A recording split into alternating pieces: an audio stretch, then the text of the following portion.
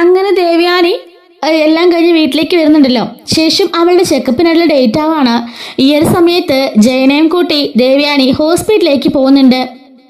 അങ്ങനെ ഹോസ്പിറ്റലിലേക്ക് പോയതിനു ശേഷം ഡോക്ടറെ കാണാണ്. ഡോക്ടർ പറയുന്നുണ്ട്, ദേവയാനി തനിക്കിപ്പോൾ പ്രശ്നമൊന്നുമില്ല, എല്ലാം ഓക്കെയാണ്, താൻ ഇനി പഴയതുപോലെ പൂർവ്വസ്ഥിതിയിലാകും. അതുപോലെ തന്നെ പഴയതുപോലെ ആക്റ്റീവായിട്ടിരിക്കണം. ഒരുപാട് നടക്കൊന്നും വേണ്ട, ചെറുതായിട്ട് നടന്നോ, കുറച്ച് എക്സസൈസ് ഒക്കെ പറഞ്ഞുതരാം, അതും ചെറുതായിട്ട് ചെയ്യണം, എങ്കിലും സൂക്ഷിക്കണം. ഒരുപാട് എക്സസൈസോ ഒരുപാട് ജോലിയും ചെയ്യാൻ നിൽക്കരുത്, ഞാൻ പറഞ്ഞ മാത്രം ചെയ്യാൽ മതി. അത് മാത്രമല്ല വെയിറ്റ് ഒരു കാരണവശാലും എടുക്കരുത് എന്നൊക്കെ പറയുന്നുണ്ട്. ഹെൽത്തി ആയിട്ടുള്ള ഫുഡൊക്കെ കഴിക്കണം, അതുപോലെ പ്രഭാത സമയത്ത് ചെറിയ രീതിയിലുള്ള യോഗയൊക്കെ പറഞ്ഞുതരാം, അതും ചെയ്യണം എന്നൊക്കെ പറയുന്നുണ്ട്. എന്നിട്ട് പറയാണ്, പിന്നൊരു കാര്യം, മനസ്സെപ്പോഴും പോസിറ്റീവായിട്ട് വെക്കണം, അതാണ് എല്ലാ അസുഖത്തിന്റെയും മരുന്ന്, അതില്ലാതെ ഒരു അസുഖത്തിനും ഒരു ട്രീറ്റ്മെന്റും ഇല്ല എന്ന് ഡോക്ടർ പറയുന്നുണ്ട്. ദേവയാനി പറയാണ്, ഇപ്പൊ ഞാൻ ഓക്കെ ഡോക്ടറെ, എനിക്കിപ്പോ ഒരു കുഴപ്പമില്ല എന്ന് പറയുന്നുണ്ട്.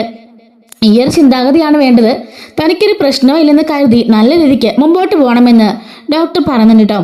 അങ്ങനെ ദേവേനെ ചോദിക്കാണ്, എനിക്ക് കരൾ നൽകിയ പെൺകുട്ടിയെ ഒന്ന് കാണണമെന്ന് പറഞ്ഞിട്ട് ഇവരാരും കാണിക്കുന്നില്ല, എനിക്കൊന്ന് കാണും ഡോക്ടർ എന്ന് പറയുമ്പോഴേക്കും ഡോക്ടർ ജയനെ നോക്കുന്നുണ്ട്.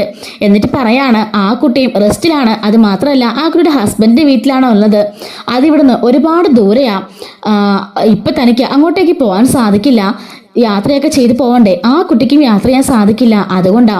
ദേവേനി പറയാണ്, ആ കുട്ടിയുടെ ഒരു ഫോട്ടോ എങ്കിലും കിട്ടിയിരുന്നെങ്കിൽ ഞാൻ ഒരുപാട് സന്തോഷിച്ചെന്ന് പറയുമ്പോൾ, എന്തായാലും സമയം ഇനി ഒരുപാടുണ്ടല്ലോ, രണ്ടുപേരും ഒന്ന് ഓക്കെ ആവട്ടെ, എന്നിട്ട് രണ്ടുപേർക്കും കാണാൻ പറ്റുമല്ലോ എന്നൊക്കെ പറയാണ്.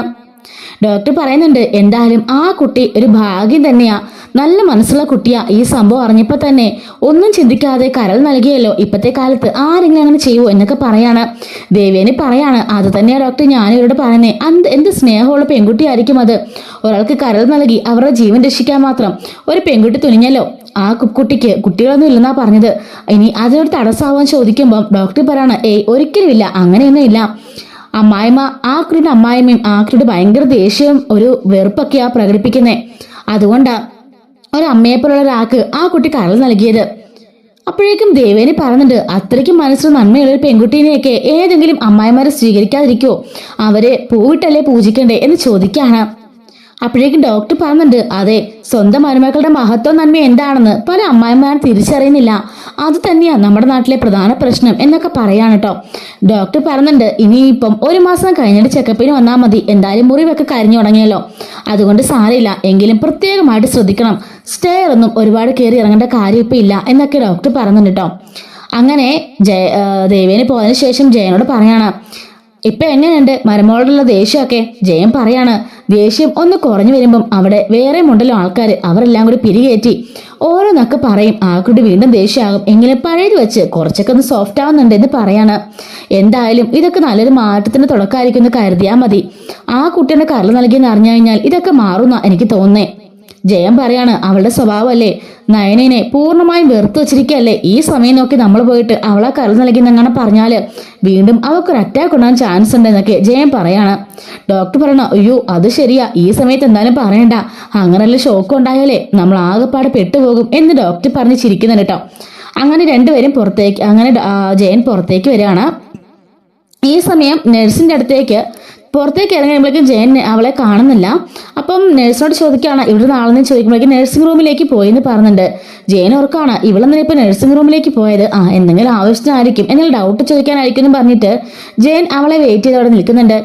ഈ സമയം നഴ്സിംഗ് റൂമിലേക്ക് പോയിട്ട് ദേവിയാനി നഴ്സിനോട് ചോദിക്കുകയാണ്, അല്ല എന്റെ റിപ്പോർട്ട്സ് ഒക്കെ എവിടെ, എനിക്കൊന്ന് കാണണമെന്ന് പറയുമ്പോൾ, അയ്യോ മേഡം ഒന്ന് വെയിറ്റ് ചെയ്യാവോ, അതിന് കുറച്ച് സമയം വേണമെന്ന് പറഞ്ഞിട്ടുണ്ട്, പെട്ടെന്ന് എടുത്ത് എനിക്ക് അത്യാവശ്യമായിട്ട് പോകണ്ടെന്ന് പറയുന്നുണ്ട് കേട്ടോ. അങ്ങനെ ഇപ്പൊ തന്നെ തരാമെന്ന് പറഞ്ഞിട്ട് ആ നഴ്സ് അവിടേക്ക് ഒന്ന് തപ്പുന്നുണ്ട്. അങ്ങനെ ആ ഒരു ഫയൽ കിട്ടാണ് കേട്ടോ. അങ്ങനെ ആ ഒരു ഫയൽ എടുത്ത് ദേവിയുടെ കയ്യിൽ കൊടുക്കുന്നുണ്ട്. ദേവിയനെ ചോദിക്കാണ്, അല്ല എനിക്ക് കരൾ നൽകിയ ഡോണറിന്റെ പേരും ഫോട്ടോയൊക്കെ ഇതിലുണ്ടോ എന്ന് ചോദിക്കുമ്പോൾ, ഉണ്ട് മേഡം, എല്ലാം ഒരുമിച്ച് ആ ഫയലിൽ വെച്ചേക്കുന്നത്, ഇങ്ങനെയുള്ള കേസൊക്കെ അങ്ങനെ ഒരുമിച്ചായിരിക്കും വെക്കാറ്, ഇതിനകത്ത് മേഡത്തിന് കരൾ നൽകിയ കുട്ടിയുടെയും ഡീറ്റെയിൽസും ഫോട്ടോയും എല്ലാം സഹിതം ഇതിനകത്ത് ഉണ്ടെന്ന് പറയുന്നുണ്ട് കേട്ടോ. അങ്ങനെ ദേവിയെ നോക്കുമ്പം ആദ്യം കാണുന്നത് ദേവിയുടെ ഫോട്ടോ തന്നെ ആയിരിക്കും, അവളുടെ ഡീറ്റെയിൽസും കാര്യങ്ങളും എല്ലാം അതിനകത്തുണ്ട് കേട്ടോ. അങ്ങനെ അവൾ ആ ഒരു പേപ്പർ മറിച്ച് കഴിയുമ്പോൾ കാണുന്നത് നയനയുടെ ഫോട്ടോ ആയിരിക്കും. ഇത് കാണുമ്പം ദേവിയുടെ ചങ്കിനകത്ത് ഒരു വെള്ളടി കിട്ടുന്ന പോലെ തോന്നുന്നു കേട്ടോ. ദേവൻ ഇങ്ങനെ നോക്കുമ്പോഴേക്കും നല്ല ഇതിനകത്ത് ഡോണർ എന്ന് എഴുതിയിട്ടുണ്ട്. അതുപോലെ തന്നെ നയന എന്നും പറഞ്ഞിട്ട് താഴെ അവളുടെ ബ്ലഡ് ഗ്രൂപ്പ് AB നെഗറ്റീവ് എന്നും എഴുതിയിട്ടുണ്ട്. ഇത് കാണുമ്പോഴേക്കും ദേവിനെ ആകെ പറഞ്ഞ് ഷോക്കാവാണ്. അപ്പം അവളുടെ ബ്ലഡ് ഗ്രൂപ്പ് വേറെയാണെന്ന് പറഞ്ഞതൊക്കെ കള്ളമായിരുന്നല്ലേ എന്ന് ആലോചിക്കുന്നുണ്ട്. അങ്ങനെ തൊട്ട് താഴെയായിട്ട് അവള് തനിക്ക് ദേവയാനിക്ക് കരം നൽകാൻ പൂർണ്ണമായും സമ്മതമാണെന്ന് പറഞ്ഞിട്ട് അവൾ ഒപ്പിട്ടതൊക്കെ ദേവയാനി കാണുന്നുണ്ട് കേട്ടോ. ഇത് കണ്ടപാടെ ദേവയാനി അങ്ങ് തകർന്നു പോവാണ്. ദേവയാനി ഓർക്കാണ്, ഈശ്വര അപ്പൊ എനിക്ക് കരം നൽകിയത് നയനയാണോ എന്ന് ആലോചിക്കുന്നുണ്ട്. ആ പേപ്പറിന് തൊട്ട് പുറകിലായിട്ട് തന്നെ നയനയുടെ ഗാർഡിയൻ എന്ന നിലയ്ക്ക്, ഹസ്ബൻഡ് എന്ന നിലയ്ക്ക് ആദർശം ഒപ്പിട്ടുണ്ട് കേട്ടോ. കരൾ ദാനം ചെയ്യാനായിട്ട് ഇങ്ങനെ നയനയ്ക്ക് ഈ സമയത്ത് എന്തെങ്കിലും പ്രശ്നം ഉണ്ടായാൽ സാരമില്ല, കുഴപ്പമില്ല, ആശുപത്രിയിൽ കേസൊന്നും ഇല്ലെന്ന് പറഞ്ഞിട്ട് ഒരു സൈൻ ചെയ്തിരിക്കുമല്ലോ. ആ ഒരു സൈനും കൂടി ആദർശ് ചെയ്തിട്ടുണ്ട്. ഇതൊക്കെ കാണുമ്പോഴേക്കും ദേവയാനിക്ക് വല്ലാണ്ട് വരുന്നുണ്ട് കേട്ടോ. അപ്പോഴേക്കും ആ ഒരു നിമിഷത്തിനുള്ള ദേവിയുടെ മനസ്സ് നിറയെ ആ നയനയോട് ദേവയാനി ചെയ്ത ക്രൂരതകളൊക്കെ ഓർമ്മ വരികയാണ്. എല്ലാവരും മുമ്പിൽ വെച്ച് അവളുടെ കണ്ണത്തടിച്ചതും അതുപോലെ അവളോട് ദേഷ്യപ്പെട്ടതും എല്ലാവരും മുമ്പിൽ വെച്ച് അവളെ അപമാനിച്ചതും അവളുടെ അച്ഛനമ്മേനും ജയിലിൽ കയറ്റിയതും അങ്ങനെയുള്ള കാര്യങ്ങൾ മൊത്തം ആ ഒരു മിനിറ്റിനുള്ളിൽ അവളുടെ മനസ്സിലേക്ക് മിന്നി മറിഞ്ഞുകൊണ്ടിരിക്കുകയാണ്. ഈശ്വര, ആ കുട്ടി എന്ത് തെറ്റാ ചെയ്തത്? ആ കുട്ടിയുടെ എന്തുമാത്രം മോശമായ കാര്യങ്ങളാണ് ചെയ്തത്? ശരിക്കും അവൾ തന്നെയല്ലേ എനിക്ക് കള്ളം നൽകിയത്? എന്നിട്ട് എനിക്ക് മനസ്സിലാക്കാൻ സാധിച്ചില്ലല്ലോ. ഡോക്ടറിനും മുത്തശ്ശനും മുത്തശ്ശിക്കും ജയേട്ടനും എല്ലാവർക്കും അറിയാലേ, ആദർശനും എല്ലാവർക്കും അറിയാം നയനയാണ് എനിക്ക് കരം നൽകിയെന്ന്. എന്നിട്ട് ആരും എന്നോടൊന്നും പറഞ്ഞില്ല അല്ലേ? എല്ലാവരും എന്നെ മറച്ചു വെച്ചോ അല്ലേ എന്നൊക്കെ പറഞ്ഞിട്ട് അവൾ ആകെപ്പാടെ വിഷമിച്ചങ്ങനെ ഇരിക്കുകയായിരിക്കും. എന്നിട്ട് അവൾ ആ ഫയല് ടേബിളിൽ വെക്കുന്നുണ്ട്. വല്ലാത്തൊരു അവസ്ഥയില് ദേവേനി പുറത്തേക്ക് ഇറങ്ങി വരികയാണ്. ജയൻ ചോദിക്കാണ്, ആഹാ നീ എവിടെ പോയ ദേവേനി? എന്തിനാ പോയത്? നഴ്സിംഗ് റൂമിലേക്ക് നീ എന്തിനാ പോയെന്ന് ചോദിക്കുമ്പോൾ ഒന്നുമില്ല ജയേട്ടാ, ഒരു കാര്യം അറിയാൻ വേണ്ടി പോയതാ. നമുക്ക് പുറത്തേക്ക് പോവാന്ന് പറഞ്ഞിട്ടുണ്ട്. ജേട്ടാ, എനിക്ക് ആ പെൺകുട്ടിയെ കാണണം. ഏത് പെൺകുട്ടീനെ? അല്ല, എനിക്ക് കരൾ നൽകിയില്ലേ ആ പെൺകുട്ടീനെ. ഡോക്ടർ പറഞ്ഞ കേട്ടില്ലേ, രണ്ടുപേരെ മുറിവൊക്കെ ഉണങ്ങട്ടെ, ആ കുട്ടി ഒരുപാട് ദൂരത്താ, അതുകൊണ്ട് ഉറപ്പായിട്ട് നിന്നെ കൊണ്ട് കാണിച്ചിരിക്കും എന്നൊക്കെ പറയുന്നുണ്ട്. അപ്പൊ ദേവേനി അറിഞ്ഞ ഭാവം നമ്മുടെ ജയനന്റെ അടുത്ത് നിന്ന് അടിക്കുന്നില്ല കേട്ടോ. ദേവയാനി ഇങ്ങനെ കാറിൽ പോകുന്ന സമയത്തൊക്കെ അവളുടെ മനസ്സിനകത്ത് ഒരേ ചിന്ത മാത്രമേ ഉള്ളൂ, നയനയോട് അവൾ ചെയ്ത ക്രൂരതകള്. ആദർശ് മുല്ലപ്പൂ തലയെ വെച്ച് കൊടുക്കുമ്പോഴൊക്കെ അതൊക്കെ വലിച്ചു പറിച്ച് എറിയുന്നതും വേറെ മുറിയിൽ മാറ്റിക്കിടത്തിയതും ആദർശിനെ കൊണ്ട് മായടിപ്പിച്ചതും അതുപോലെ അവളോട് ചെയ്ത എല്ലാ ക്രൂരതകളും ദേവിന്റെ മനസ്സിലേക്ക് ഇനി മിന്നി മറിഞ്ഞു പോവാണ് കേട്ടോ. ദേവിന്റെ കണ്ണീർ കൂടി ഇങ്ങനെ കണ്ണുനീരൊഴുകാണ്. ജീവന്റെ പാതി തനിക്ക് പകത്ത് നൽകിയിട്ട് പോലും അവളെ മനസ്സിലാക്കാൻ തനിക്ക് സാധിച്ചില്ലല്ലോ. തനിക്ക് രക്തവും തനിക്ക് കരളും നൽകിയിട്ട് പോലും അവളെ ഒന്ന് മനസ്സിലാക്കാൻ സാധിച്ചില്ലല്ലോ എന്നൊക്കെ പറഞ്ഞ് ദേവയാനി വല്ലാണ്ട് പൊട്ടി കരയാണ്. ജയൻ ചോദിക്കാണ്, എന്താ ദേവയാനി നീ എന്തിനാ കരയുന്നേ? ഒന്നുമില്ല ജയേട്ടാ, ഇങ്ങനെ എനിക്ക് സംഭവിച്ച കാര്യങ്ങളൊക്കെ ഓർത്തപ്പം അതായത് കരച്ചിൽ വന്നതാ.